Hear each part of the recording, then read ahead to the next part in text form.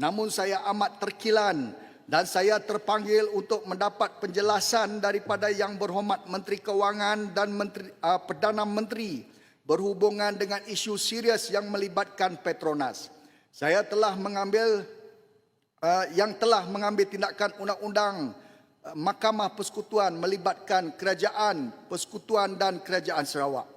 Perkara ini amat membimbangkan rakyat Sarawak, lebih-lebih lagi apabila Perdana Menteri Malaysia dan Premier Sarawak telah menandatangani deklarasi bersama ataupun Joint Declaration dengan izin pada 21 Mei 2025 yang secara jelas menzahirkan komitmen kedua-dua pihak untuk selesaikan perkara ini berkaitan dengan petroleum dan gas melalui rundingan, persefahaman dan semangat perjanjian 1963. Sehubungan itu saya ingin bertanya dengan tegas.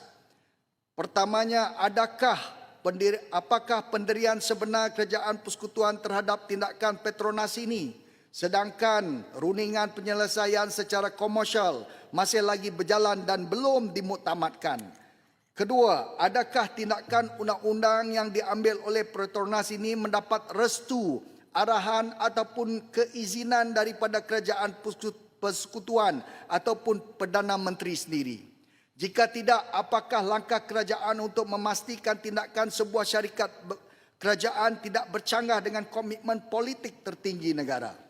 Ketiga, apakah jaminan Kerajaan Persekutuan bahawa hak-hak Sarawak seperti yang termaktub dalam MA 63 dan deklarasi bersama tersebut akan terus dihormati dan tidak diketepikan melalui tindakan perundangan yang boleh menjejaskan kepercayaan antara Kerajaan Persekutuan dan juga kerajaan negeri? Adakah Petronas sudah naik tocang dan angkuh sehingga mereka lupa Kerajaan Persekutuan adalah pemegang saham utama Petronas, sehingga Petronas heret Kerajaan Persekutuan dan Kerajaan Sarawak ke mahkamah sebagai responden? Tan Sri Yang Dipertua, sebagai rakyat Malaysia dan anak Sarawak, saya ingin menyatakan dengan jelas bahawa rakyat Sarawak amat peka dan sensitif terhadap isu ini. Tindakan Petronas ini dilihat seolah-olah tidak selari dengan semangat MA 63 yang dititahkan oleh Duli Yang Maha Mulia Tuanku, serta boleh ditafsirkan sebagai menghakis prinsip rakan setara ataupun equal partners yang menjadi asas pembentukan Malaysia.